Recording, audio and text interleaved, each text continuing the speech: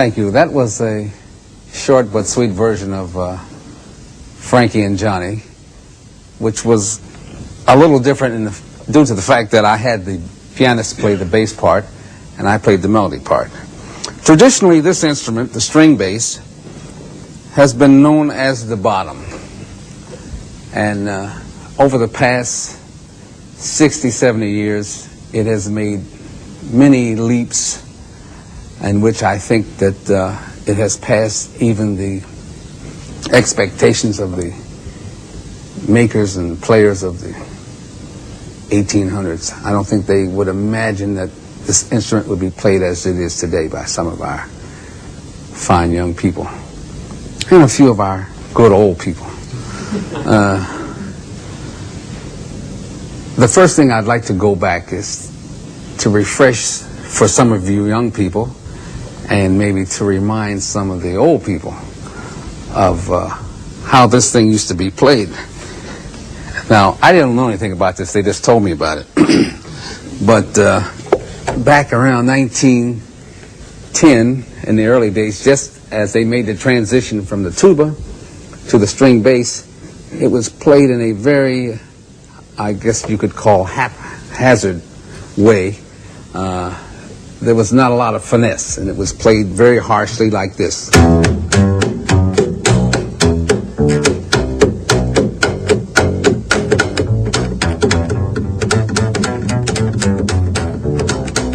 Now, that particular slap version and method was refined to some extent.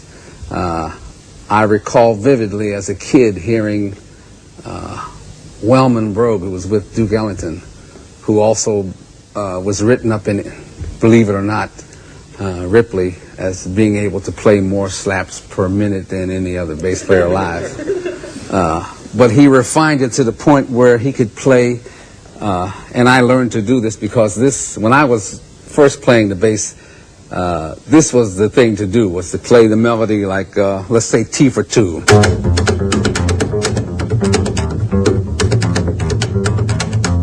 That style. It's very hard on your hands while we're using steel strings as we do now. If I had gut strings, I think I could be a little more elaborate. But it has come a long way in that into the 40s and early 50s, the bass was played this way.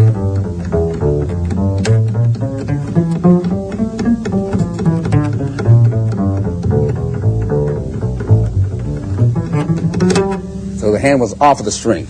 Now going into the middle 50s and on, the hand stayed on the board. And also the left hand stayed on the board. You know, in the old days, a guy would have flying fingers. He'd play this way. And the only time his hand stayed on the board is when he played up high, so he could slide up and down. But when he came down here, then the fingers flew up this way, you know, which kept the tone from being sustained. And how that's been remedied is if you find that if you keep the string down, the tone will stay even.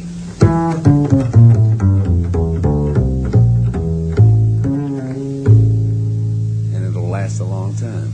You don't have to play loud to swing. You can play soft and swing. Just play me a little blues in A flat. 1, 2, 3, 4.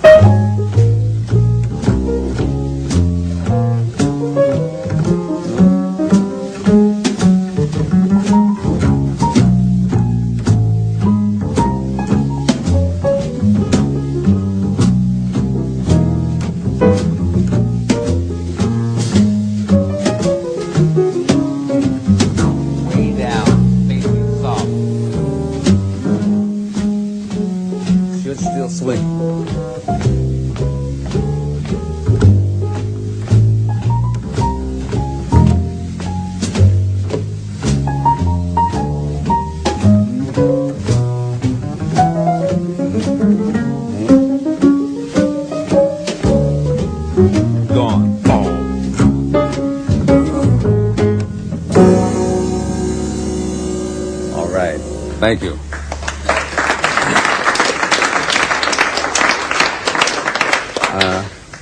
I'd like to get our first student up here. We have a very lovely young lady named Erica Howard. Would you please come up? You can applaud. It's all right.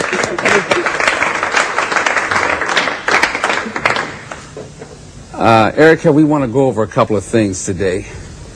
I have asked the students to pick out several songs that they know, and I'm hoping they make some mistakes so I can tell them what's wrong. If they play too good, I'm in trouble. First thing I'd like you to do is play a blues line for me, just on your own.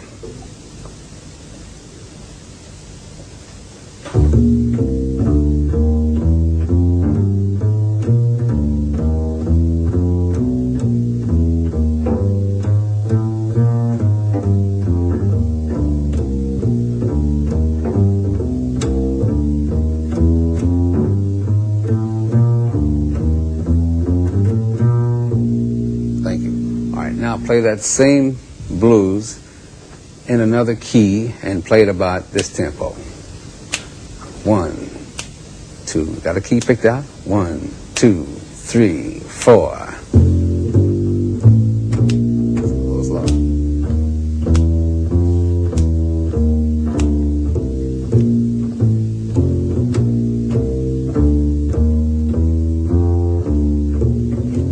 All right, now hold it 1 second. Now, when you start playing that slow, remember the principle of holding the strings down, right? So I told you to play the first blues you played.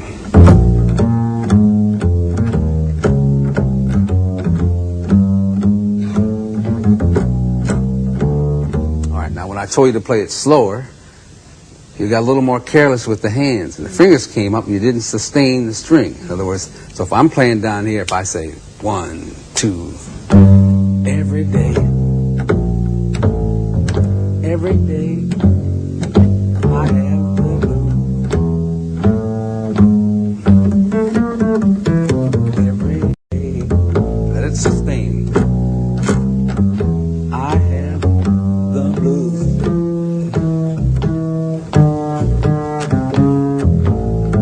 Don't you see me coming, baby? Got everything to lose.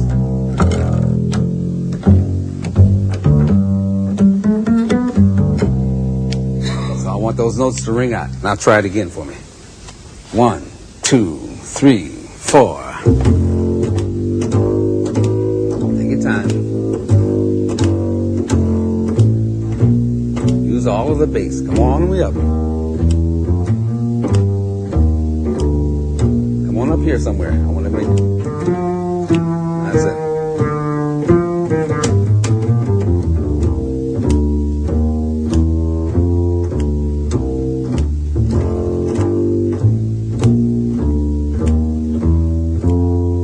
I told you about coming home back home now.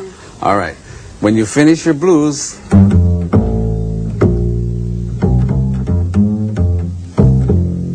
make sure it's finished. Don't leave me up in the air when you finish the song. I find it very difficult to kind of come round and it's just the last couple of bars. I find it difficult. Okay. So you were playing in the key of F, right? Mm. So your last 4 bars would be G, right?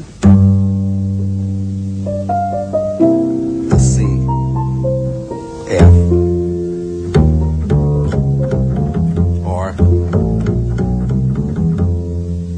so if you say last 4 bars, 1, 2, 3, 4.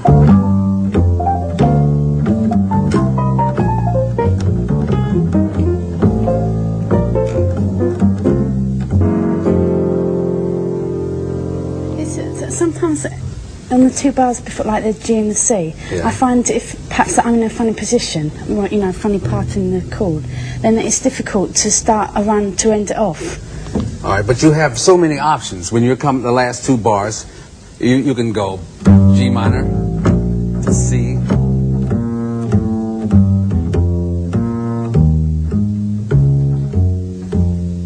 So any direction you go in, you can still always wind up back at F. Mm.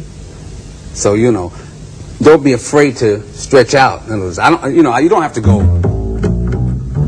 That's not necessarily. You know, you can say G minor to C.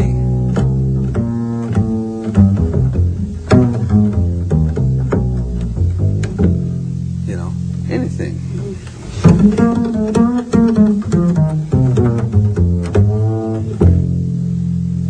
Million endings, but make sure you bring it back home, as they say, you know.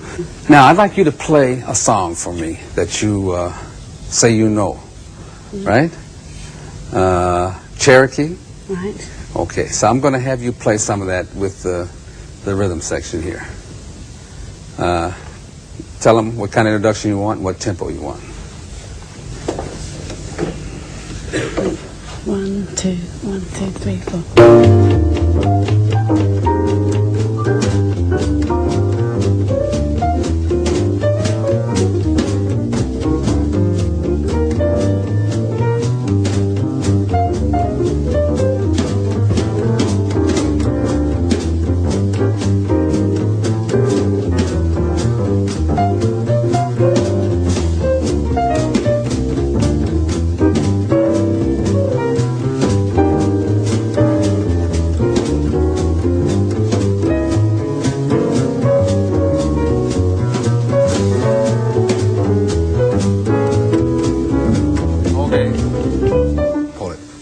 Now do something for me.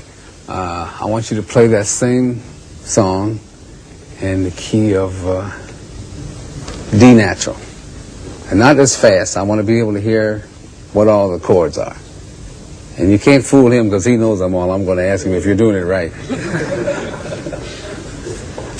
And down in here so we can hear the changes. 1, 2. You can hum the melody if you want. If you don't know it, just play the time. 1, 2. 1, 2, 3, 4.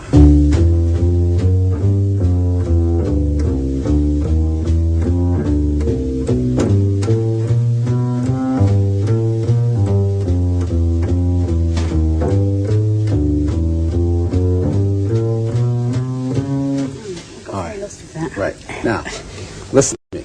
If I'm going to play this song in D, right, or any key, I'm going to play a little bit for you in D to show you what I mean. But you should play it so it's very audible to the musicians. If he's not playing, he should be able to follow it, you know.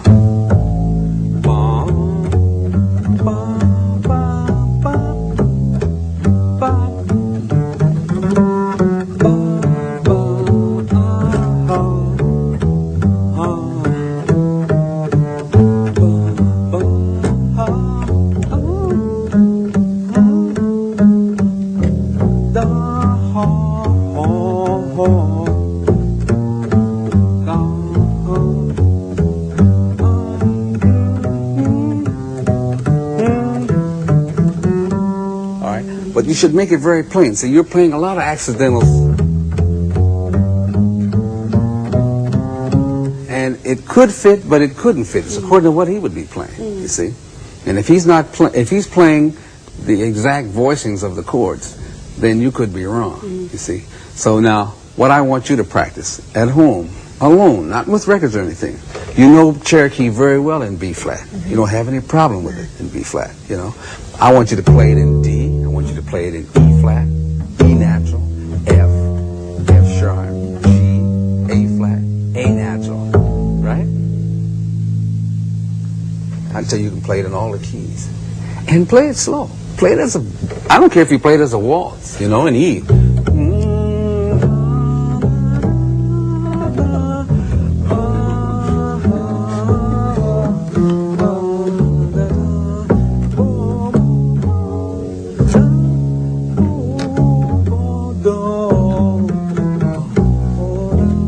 Okay? Right, yeah. Thank you. Thank you very much. How about giving her a hand, folks?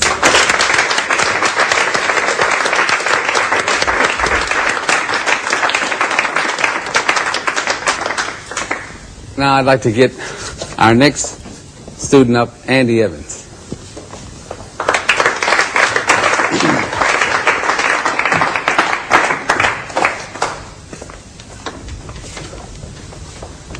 Now, Andy, we had a chance to chat a little bit today.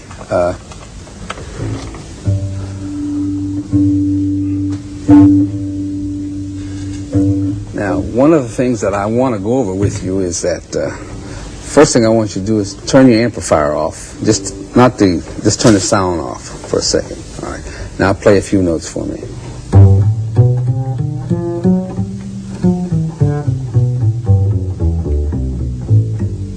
Okay, now turn some of your volume up now. Now play again.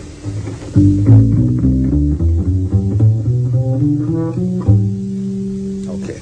Now, one of the things I've talked to the students about is you have to watch.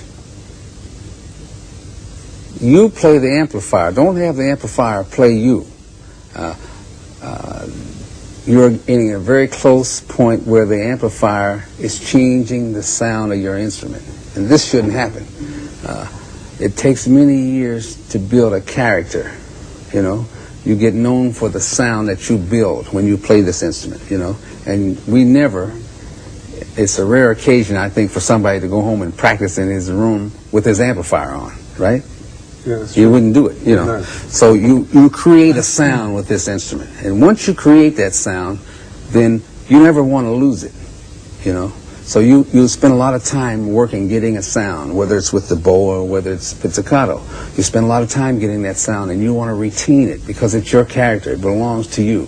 When I play, you know, they know who that is, you know, because I've been playing it for 50 years. Matter of fact, I've been trying to forget it, but I can't. You know, but you spend a lot of time building this up, so you don't want to dilute it by having an amplifier that doesn't aid what you're doing.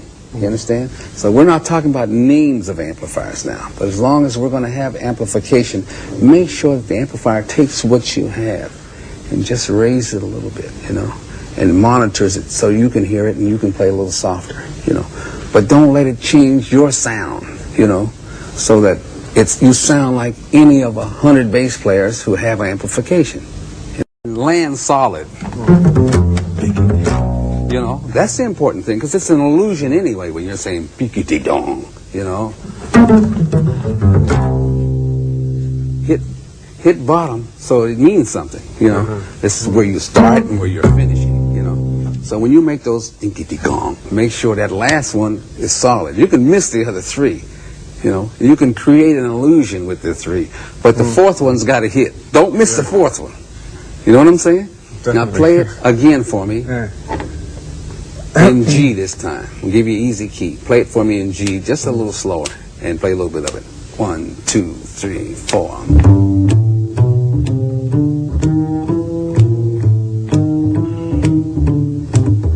That's it.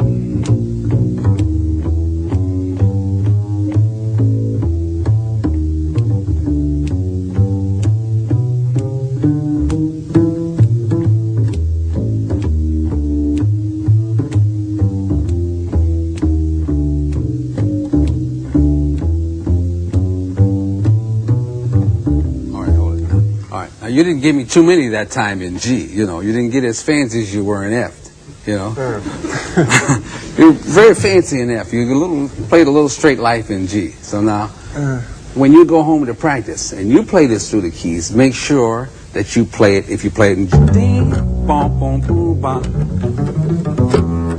Do it like you did in F. Dum, bom, dum, bom, bom, bom, dum, bom, bom, bom, bom, bom. Boom, boom. Boom, boom, boom, boom, boom. Or if you play it in A. Boom, boom, do, do, da. Boom, do, boom, boom, da, do, da. Do, da.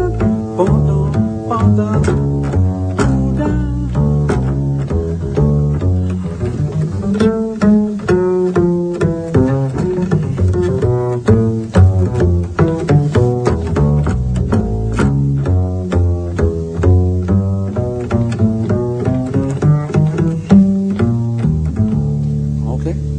Thank you very much. Thank you. Let's give him a nice hand, folks.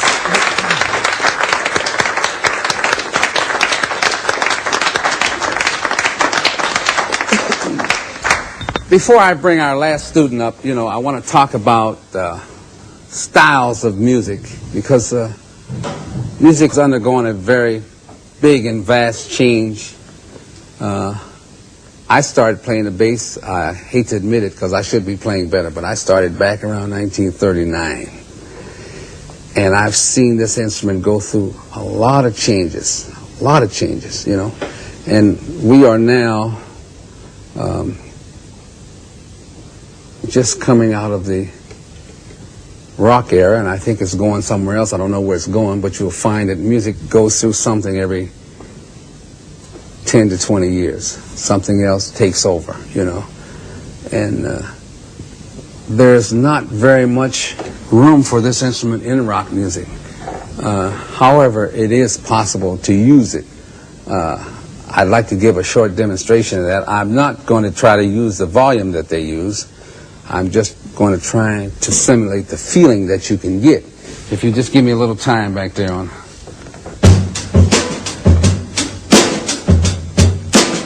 Now you can take this.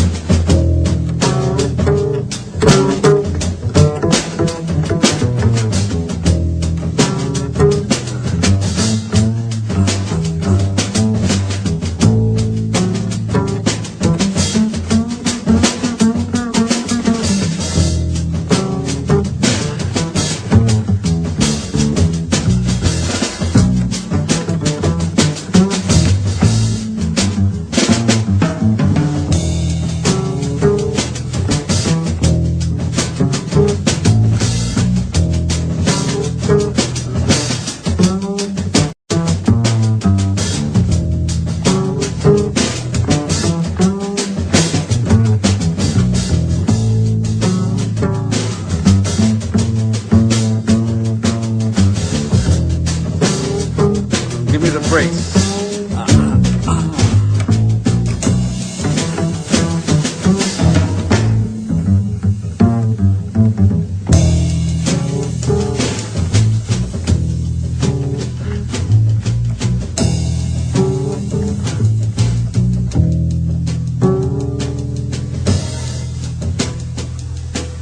Thank you.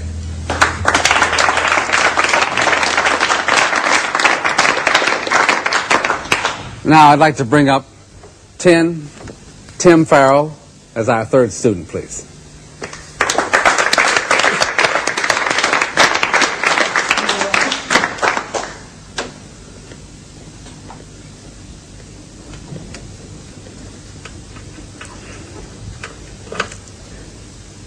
Tim, how much studying have you done?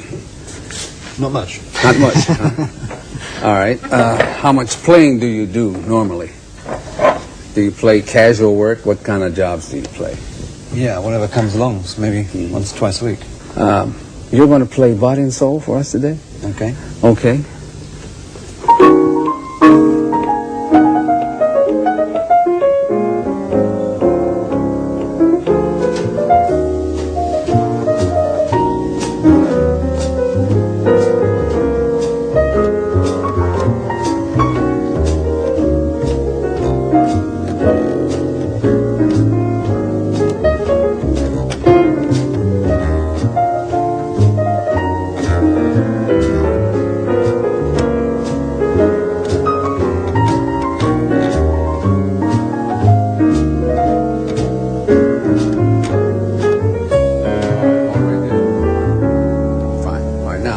Two things. You're playing half bass part and half melody with him, see? Now I've got him playing the melody. Now, if you want to play the melody line, then you do it in a different manner. You do it this way. 1, 2, just a couple, 3, 4.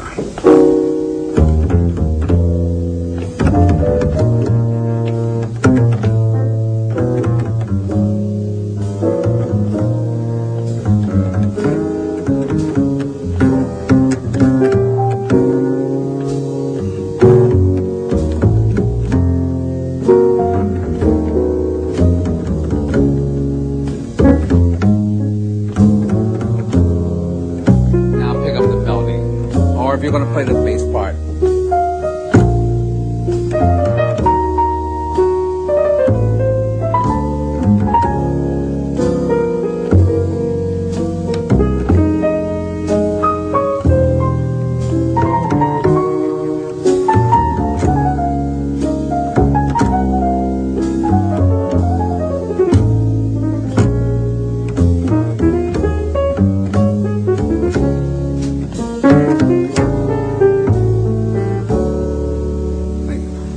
You see what I'm saying? In other words, I don't feel that you're supposed to be the leader up here. You know, you call the tune and you beat off the tempo. And I expect then that you have to assume some leadership. You understand? So to assume some leadership, you don't have to play the melody, but you have to sound like you know what the song is, you know? I don't care what it is. Any song in the world, you know? I don't care if you're even playing some blues. You got to sound like you know what you're doing, you know? And this is what I've always told students, you know. I said, for God's sake, get your own time. Quit riding around waiting down drummers, you know. They have their own problems. They don't need bass players hanging on their coattails, do they? You know, they really don't. You've got to have your time. Let your time work.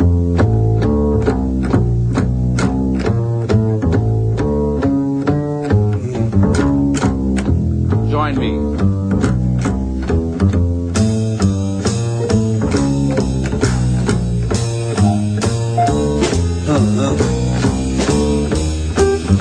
Now stop. But I don't need him.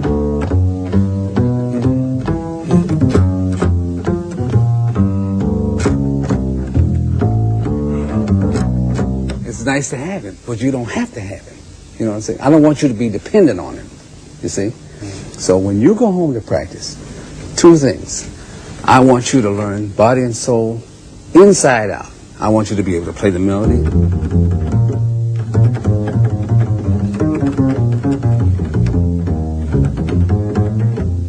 All right?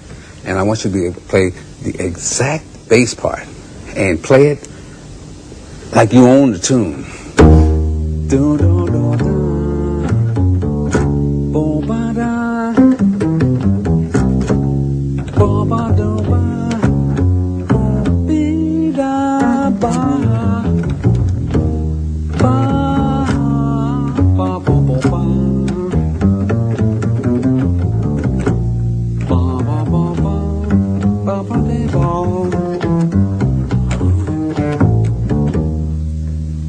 Okay? Right. Yeah. Thank you very much. Thank you very much.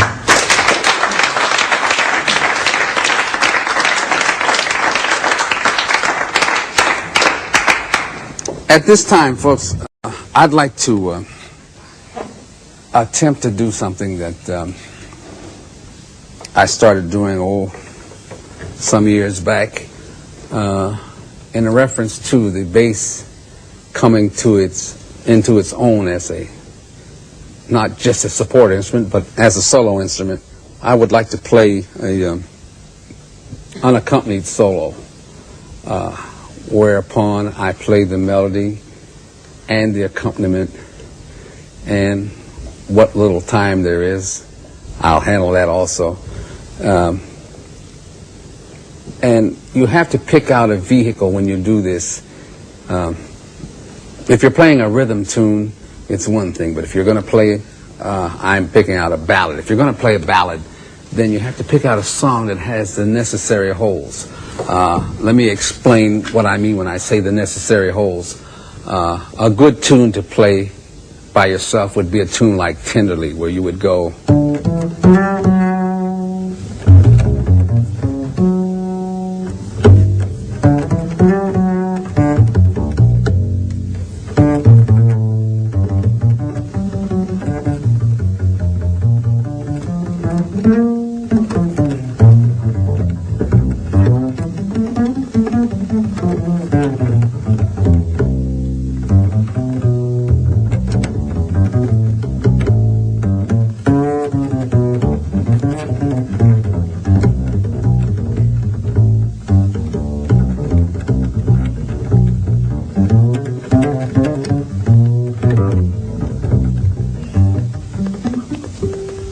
So it has enough holes in it to allow you to elaborate. You say, the evening breeze, and then you go and play whatever you want to play. Caress the trees, blah, blah, blah, blah, blah, blah, tenderly. But it's got nice pacing of the melody to allow, especially a bass player, to lay in what he wants to lay in. So with that in mind, I'd like to play a song entitled The Very Thought of You.